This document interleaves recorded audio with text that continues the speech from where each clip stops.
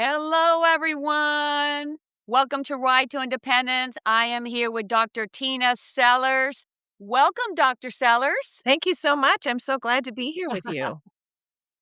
Do you mind if I call you Dr. Tina? I love that. That is just fine. I'm honored to have you on here. Let's start with your beginning, Dr. Tina. How did your journey begin for you? How did this journey begin for you? And this journey being where I am right now in my life, or this journey Where you being the actually books that I've started? written? I mean, you've been doing this for what? How many decades? At least almost 5 full decades, probably 4 for Wow. sure. Yeah, so and my path has been very circuitous. I think I just sort of followed my heart and it led me in different places, but the cumulative knowledges that I gained along the years all just keep Right. adding to each other and applying to what I'm, currently doing. So, Right. yeah, but I suppose you see this when you talk to people who've been involved in things for a long, long time, and so I was in education. I was a professor for about 30 years. I worked in both Okay. medicine and medical family therapy, marriage and family therapy, and clinical sexology. I had a clinical practice during all of that time. And my work, both with grad students and with clients, kept Mhm. exposing me to things that were happening in culture. And every once in a while, I'd be like, Right. oh, I want to understand that better. Could be the impact of Okay. illness on people's lives, it could be the psychosocial stress that people are under and that impact on their health. Those things I went into. Um, but around the It year, evolved. It it evolved, right? It evolved, just right? that's what happens. It evolves. Yeah. Exactly, yeah.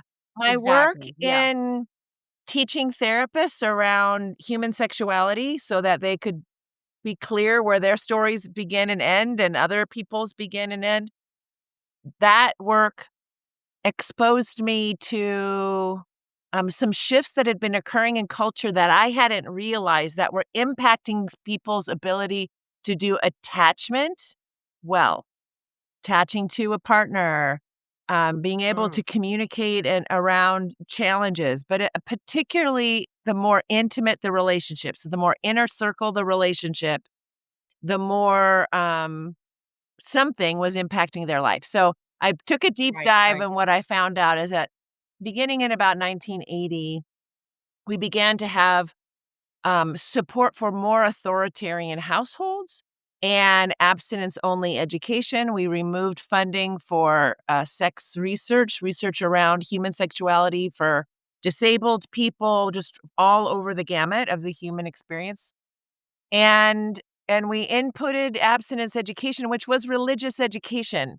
It was not education about how you do relationships well, or how you have emotional intelligence, or how you understand your own body, or how you understand yourself in the context of other people, right? But didn't have any of that. It was just don't. And if you Yeah. do, it's going to ruin your life, ruin your future, yada, yada, yada. But never the actual instruction that people Yeah. need in order to build strong, trusting, loving, safe relationships.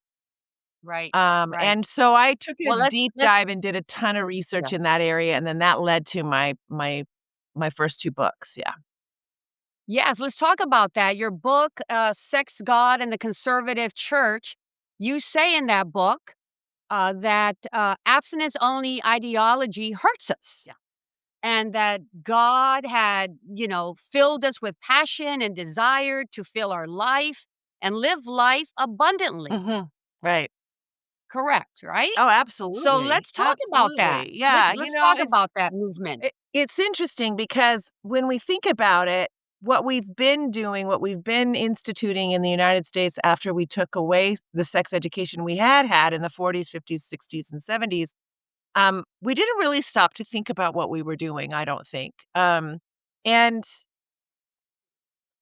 when you have people that want to connect with other people and they need the education to connect with other people. They need the understanding about self and other in order to connect well with other people.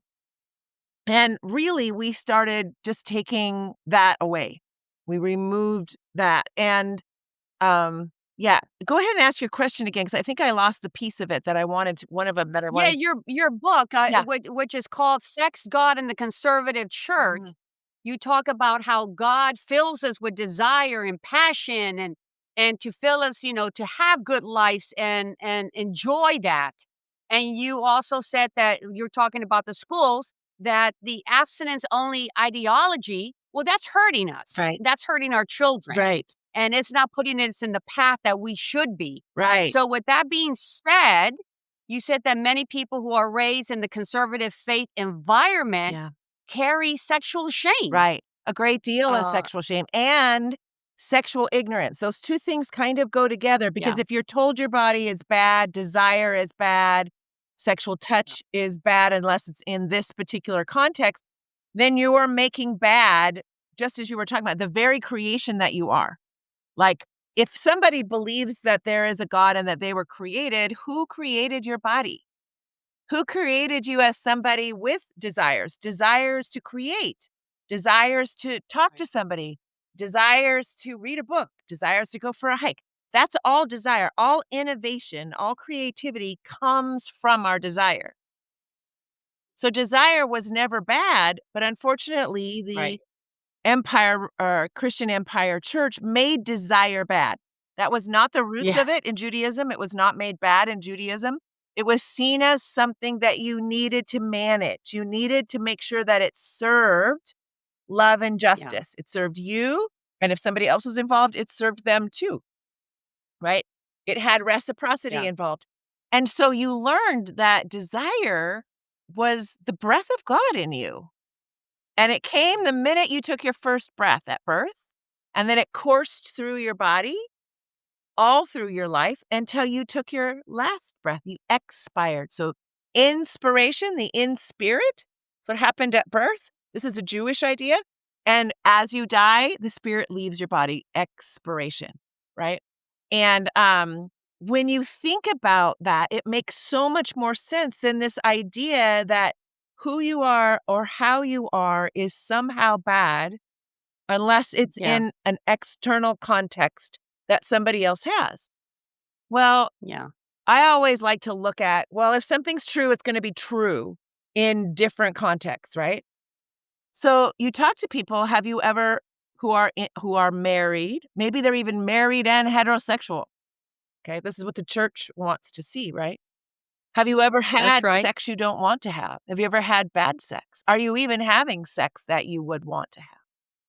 What is the sex you would like to have? People start thinking about that. They're like, yeah, I'm doing things out of obligation, or my partner doesn't seem to Right. be there behind their eyes, or whatever the thing is. Well, I don't know that that's what Yeah. it was created for. I think it was created to bring you joy and pleasure Yes. and play Right. and gratefulness, Yeah. abundance, Right. right? Right. Right. So we really have never developed an ethic that supports people seeing themselves as a gift and then understanding how to manage strong feelings or inclinations in ways that don't Yeah. hurt them and in ways that don't hurt other people, which is very doable, but we just failed to get it. Failed to even see the picture, it seems like.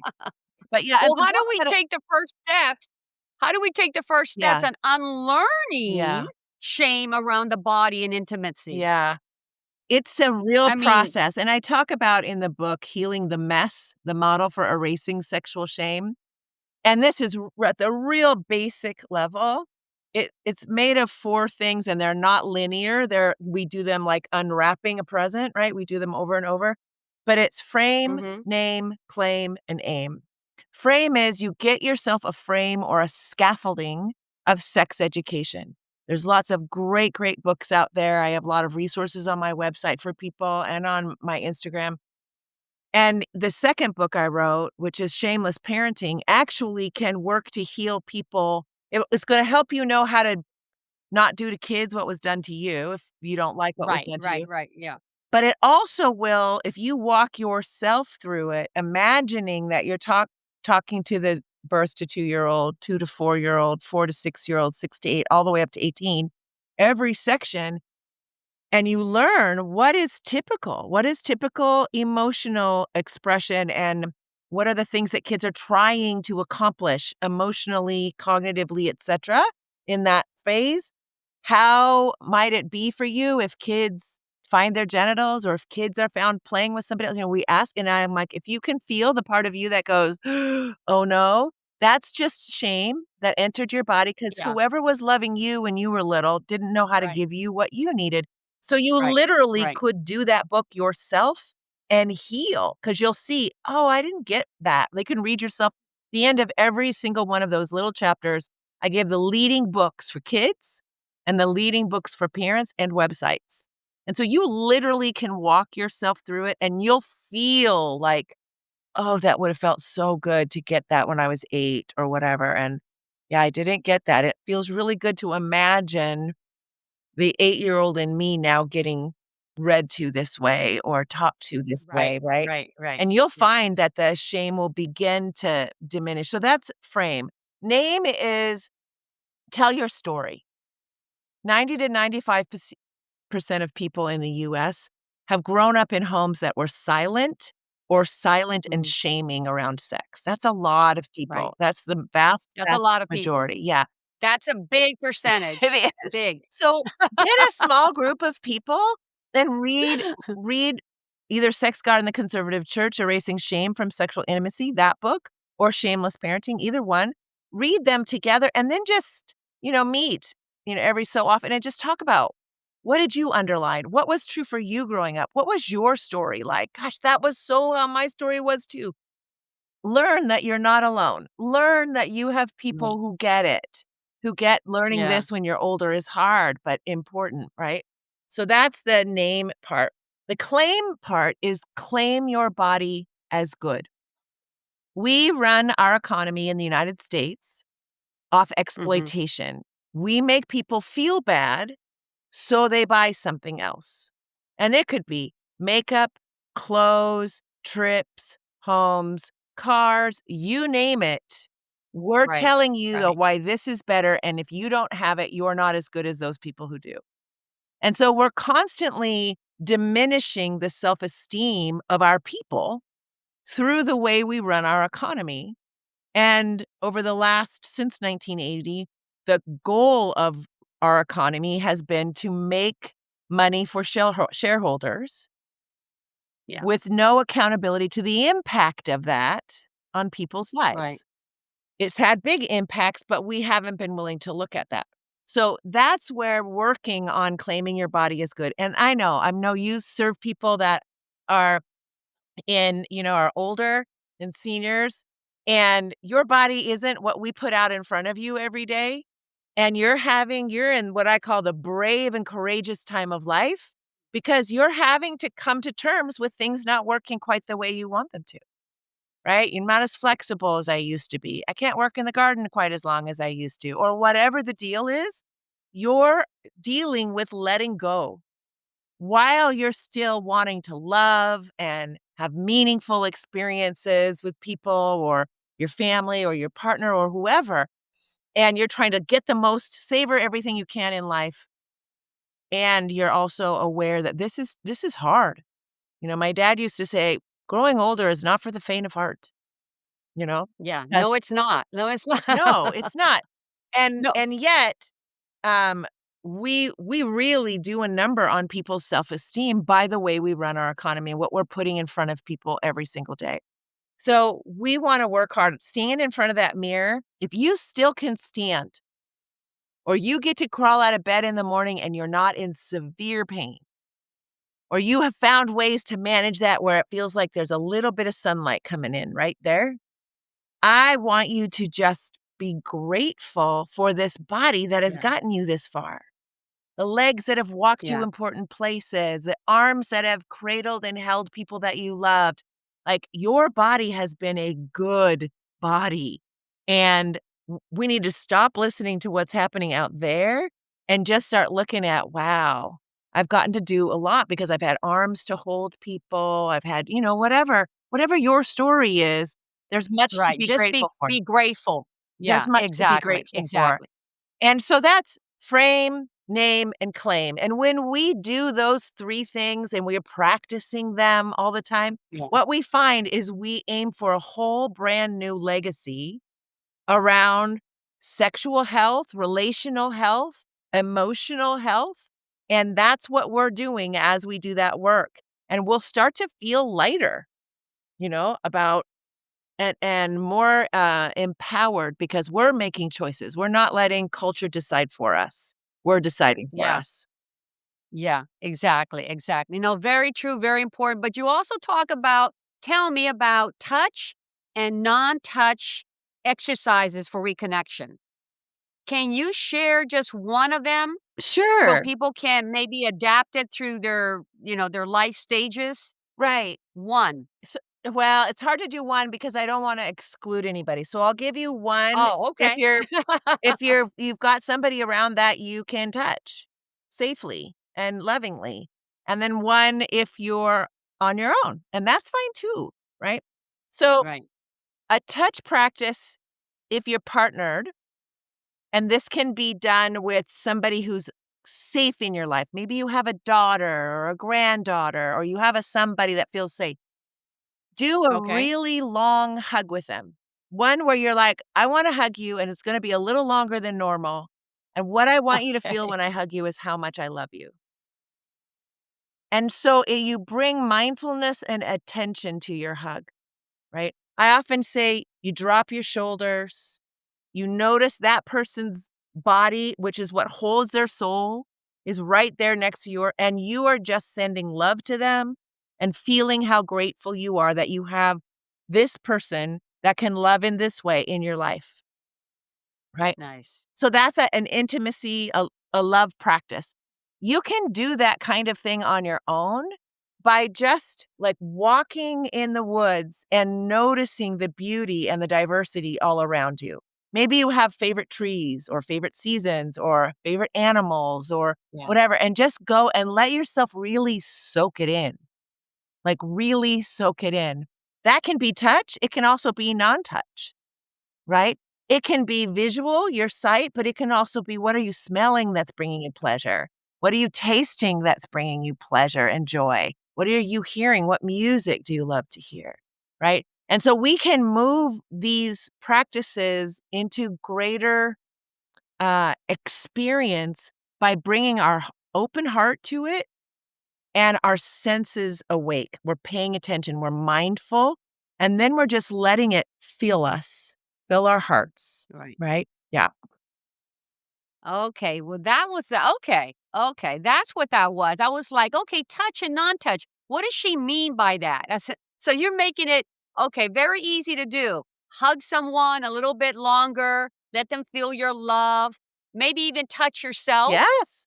Of Touch course. yourself. A lot of women have a lot of shame in masturbation, Right. being right, touching themselves, Yes. finding pleasure in Yes. themselves, because that's what's gonna, to me, in my opinion, that's what's gonna light them up and gonna want that desire even more and maybe even being touched by their partner Mhm.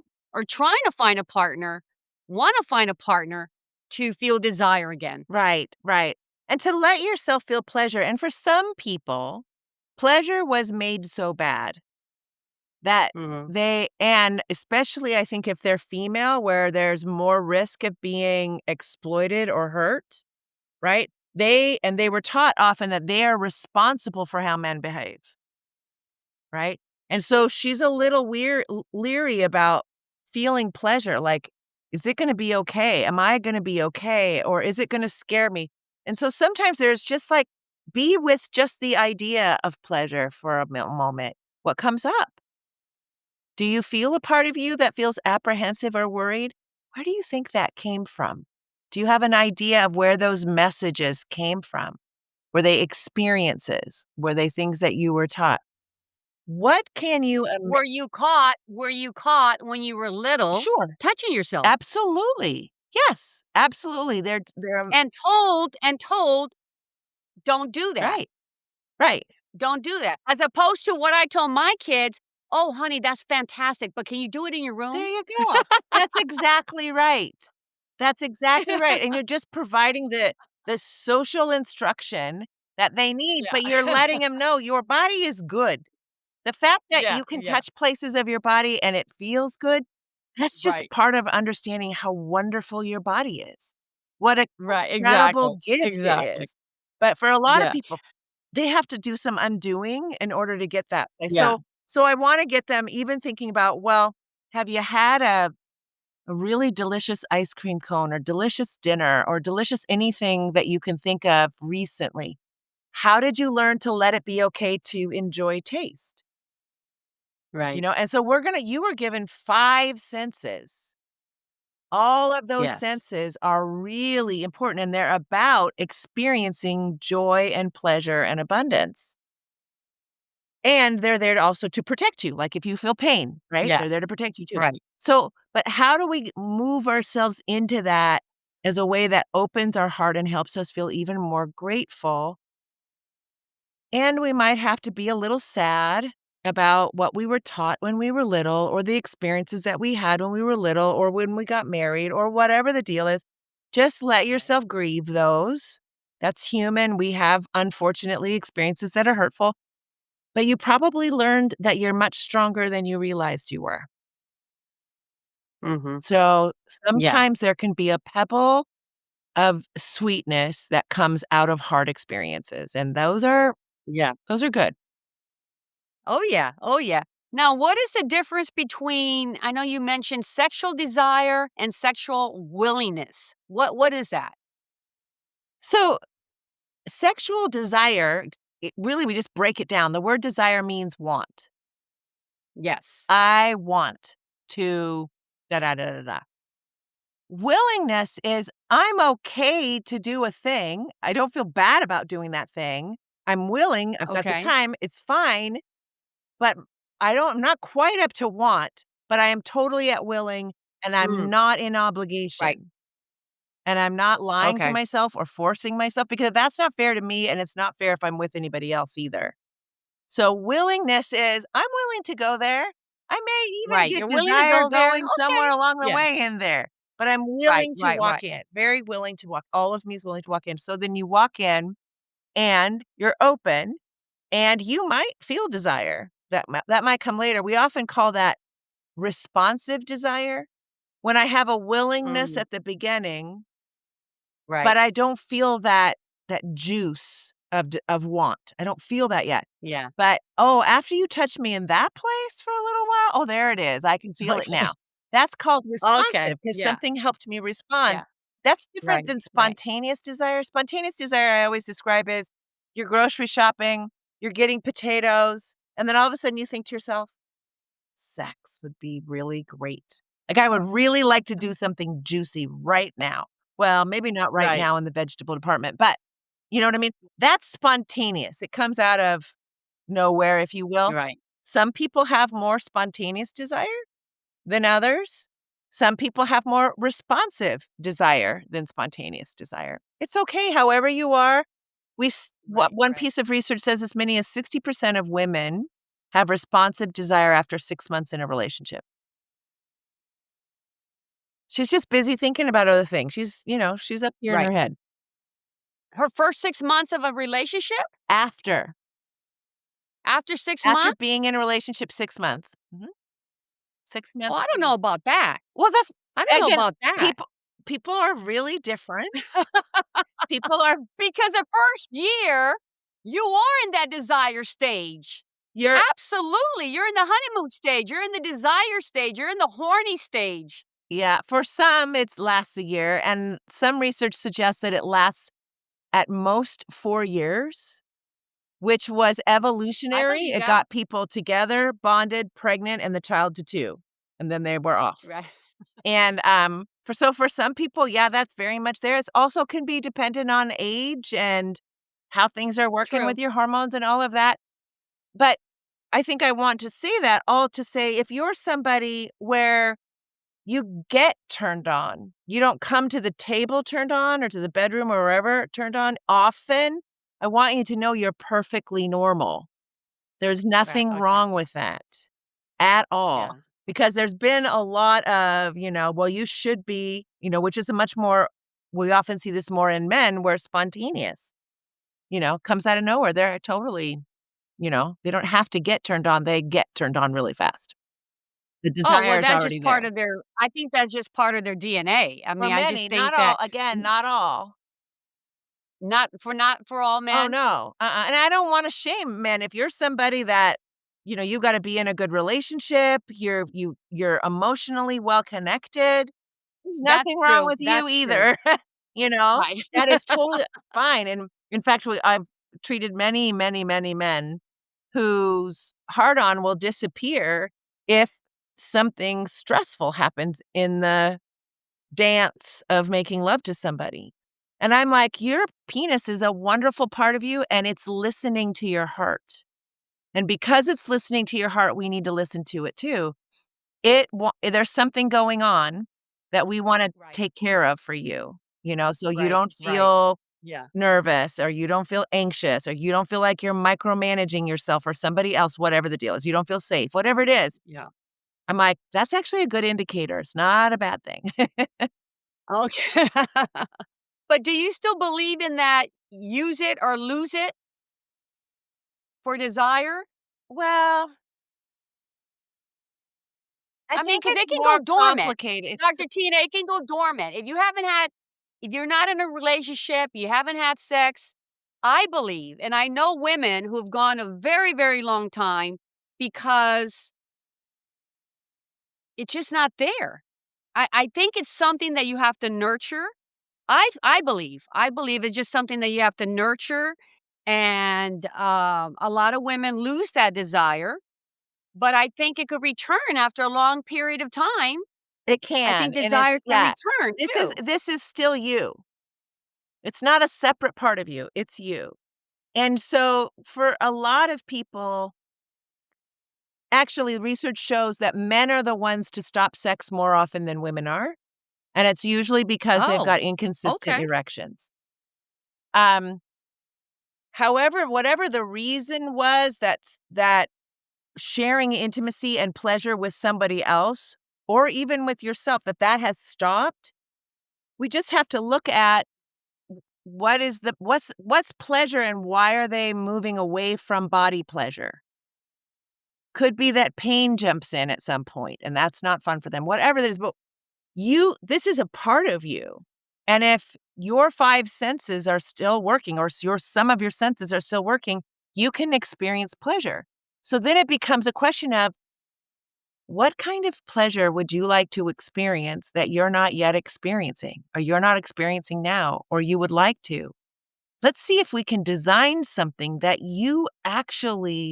could you would want to have happen, would feel like something that feels good to have happen. The question, what kind of sex do you want to be having? If people have not historically had the kind of sex that they want to they've been doing obligatory sex or transactional sex, they'll be like, "I'll be Mm, fine if I never have it again." So mm. I always wanna be like, what kind of sex were you having? And was that what you wanted to be having? And if you could wave a magic wand and have exactly the kind of attention, touch, whatever, what would it look like? Would you be wooed? Would somebody be running a bath for you? Would they bring you a glass of champagne?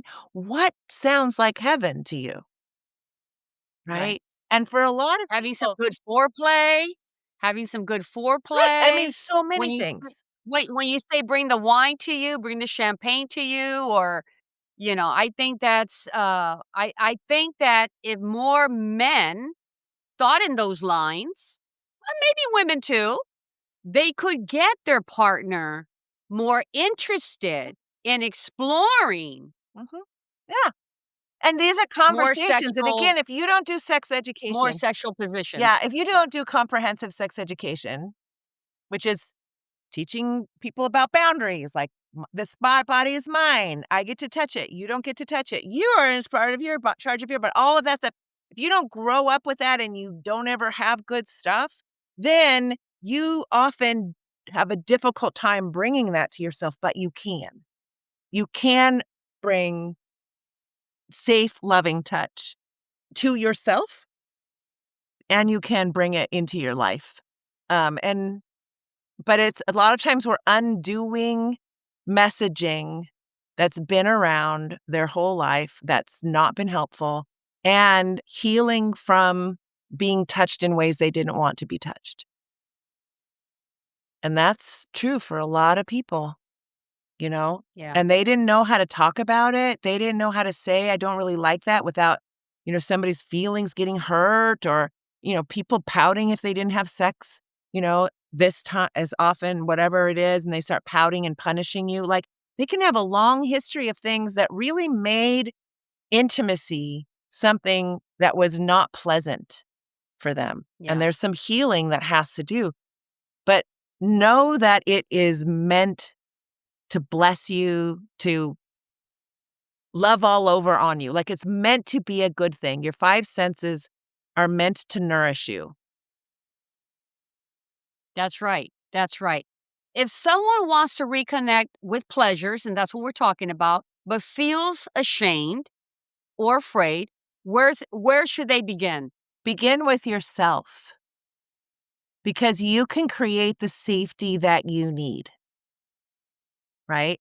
And I would say take that shameless parenting book, read that book, and then go get some of the books at the library, read those, nurture yourself Yeah. in getting the knowledge that you needed, right? And then start doing things that feel safe and nourishing to you, okay? If it's a bath, if it's a walk, whatever, just and really let yourself notice while you're experiencing it how delicious it is, how Yeah. safe you made it, how incredible your body. If you've never, or if you haven't developed a relationship with your genitals, which women have 11 to 13,000 nerve endings in their clitoris. Wow. Men have 5 to 8. Okay. Wow. So the only purpose for that part of your body, it doesn't do anything else, is to bring women pleasure.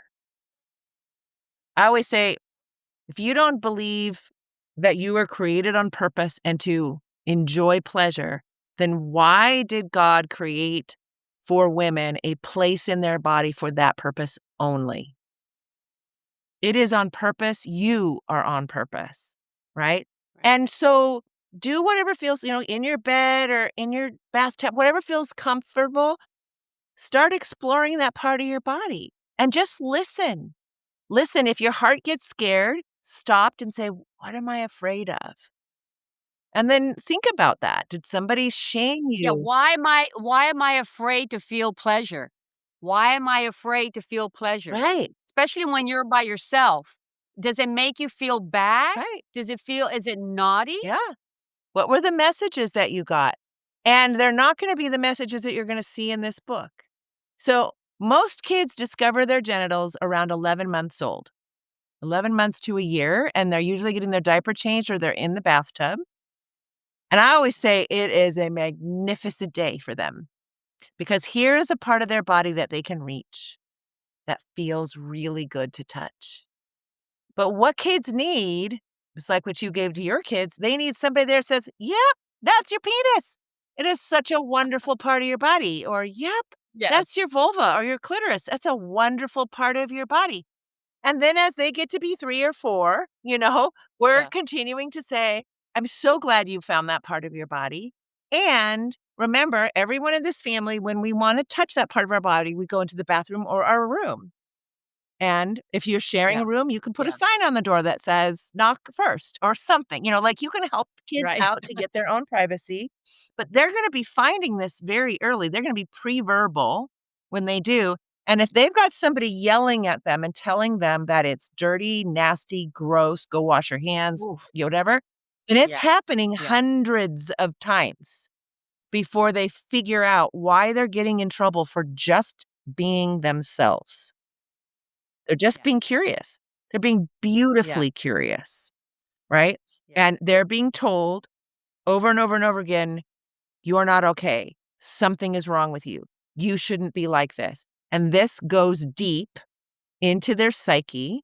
And then Yeah. culture starts laying on its rendition of that. You're not pretty enough. You're not strong enough. Right. You're not tall enough. You're not light enough. You're not whatever, right? Right. And that layers on top of it. And now I've got everything I grew up with in my childhood, plus everything culture's been telling me. And now I have an inner critic on my shoulder that takes over when either of them are not talking. And I Right. torture Right. myself from those messages the rest of my life unless I say enough. And then you do the hard work of speaking back to it all. Like, I Right. didn't get what I needed. People loved me. They just didn't know. Now I need to give it to myself. That's right. Mhm. That's right.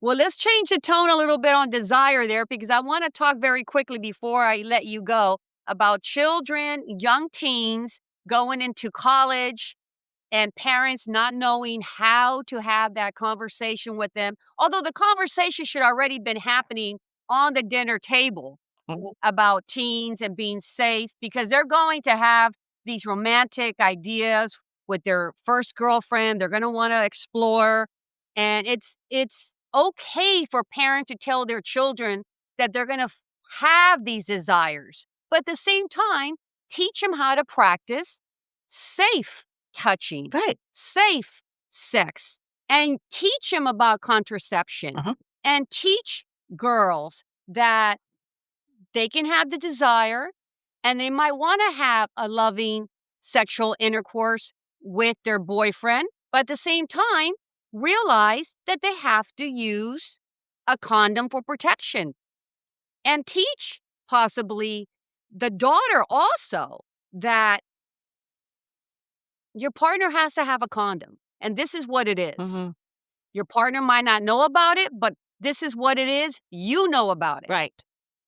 Right. And it's what's it again, there's so many things you were just hitting on right there. And this is why Yeah. we never should have been having a talk. You should have 100 one-minute conversations, and they should start at age 2. 2. And they're age appropriate. They're based on what Okay. kids are curious Right. about at that age, and that age, and that age. And that's why I wrote the Shameless Parenting book that way to say, here's what kids are naturally trying to understand about life. Their behaviors, their emotions, and their curiosities. This is what they need from you, parents, grandparents, whoever. And here are Okay. the top books you can go get right at the, picture books, whatever, right at the library, right? And you literally just be 2 years ahead of your kiddo. So if you've got a Okay. 12-year-old at Yeah. home, read through 14, right? Just be 2 years ahead of them because you wanna be having talks monthly, like, often, but they're quick. Okay. They're 15 Right. seconds, 10 seconds, you know? Yeah. And you're doing it in other areas, we just didn't get it here. Like you're saying, "Honey, go get a Kleenex, I can tell you've got something in your nose, and no, don't stick it in your mouth, go get a Kleenex." We are teaching them all the time. Yes. This is Yes. no different. But when you Right. don't teach kids about body autonomy, boundaries, what kindness is, what respect is, how to give it, how to receive it, what's it like if you don't get it, what is family, what is safety. If you're not teaching those things when they're little, then they're much more apt to get exploited. Mm. They're less likely to stand up for themselves because they don't know what a boundary is. They don't know how to set a boundary. They don't know what they want. Nobody's asked them questions. What kind of touch do you like it when grandpa comes up and he just hugs you without asking? No, I don't like that. Well, that's a good thing to know that you don't like that. How can I support you in that? Right? There's so much that we have to be training so that when Yeah. they're a teen and they have a relationship, then we can be having conversations about, well, what do you like about this person? How do you know they're safe for you? When will you know that you'll be ready for more kinds of touch? Mm. And Right. are you sure that after you broke up, this is not somebody that would be putting something on social media? How do you know that? Like, you Mm. are so many. So I've got literally all the different topics that you need to be talking about Right. in that Yeah. book to just help Excellent. hold your hand along the way because It is Yeah. super complex for kids, and we're epigenetically, we have not provided for our people, right? Like grandma, great-great-grandma, I mean, grandpa, whatever, they didn't get this unless they grew up in a Northern European country, because we have not had it in the United States to the degree that we've needed to. And we've withdrawn child development information from the mainstream. Right. When I was growing up, it was all over the mainstream. Remember, most people talk about Spock's book or whatever, like, it has not been in the mainstream for the last at least 30 years. So a lot of parents Wow. are having kids, and they're just frustrated because these kids are acting 2 or 3 or 4, which is delightful and frustrating, right? And Yeah. they don't know that they're being perfectly 4. This isn't them saying no to you has nothing to do with you. They're learning about where boundaries begin and end. Your job is to help them learn that, right? Yeah. And so, yeah, I know you Yeah. wanna, pull out all the jammies in your drawer and make a big mess, but we're gonna pick out 2, and you're gonna decide between the 2, right? We That's right. are there doing these things. Yeah. Yeah. Yeah. But we really what's important to understand is when we fail to do what the Scandinavian countries call life education, I would call sex education, emotional and relational education. When we Yeah. fail to do that, then we are setting the kids up to exploit when they don't mean to, like, they don't know where boundaries are, they don't know how to talk about things, and to be exploited and to have experiences that they later have to heal from. What we want for them is to be able to know themselves, have people to talk to that they trust, be able to enter into conversation long before they do anything with anyone else, know about their Mm. own readiness and what relational Right. readiness is. All of that Yeah. stuff is really something. There's a brilliant book out there for people who like to learn more. I'm kind of one of those people. It's called Not Under My Roof, and it's by Amy Shallett. And it's actually a research study. She grew up in Holland, where they have fantastic comprehensive sex education. She came to the United States. She didn't understand why she was seeing kids and parents not talk to each other at all, and kids having their first sexual experiences in cars. She was, like, mortified by this, so she did a study, and she interviewed families in 2 different cities in Holland and 2 different cities in the US, and then she looked at it, and when US people read that book, because it's all, like, interviews, and kids are like, "Hey, Right. I decided I needed to talk to my mom and my dad because I'd been with my girlfriend for a while, and so this is what I said, and this is what they said, and this is blah, blah, blah, blah." Americans are like, "What? Your kids talk to you about that?" But just imagine if you became that kind of parent that was actually a resource for your child. Yeah. So they're not Yeah. just getting things from TV and Right. social media and video games and things that are very misogynistic, very much about exploitation and violence, Yeah. and pornography. Heterosexual pornography is so much about exploitation and violence. Um We don't want that for our kids, but we have to step up. Right. So we've gotta heal Yeah. ourselves first, then we'll be Yes. able to step into it with our kids better. Our grandkids. Well, thank you so much. I mean, on that note, thank you so much for all this information. We will put your books in the description. Anybody's interested, I'll have you on again because there's a lot more topics that I would love to talk about that we're not going to be able to get into. But this was so educational. Thank you so much for coming You're on, welcome, Trish. Thanks so much for having me. and we'll see you again. Great. Thank you, Dr. Tina. Bye bye.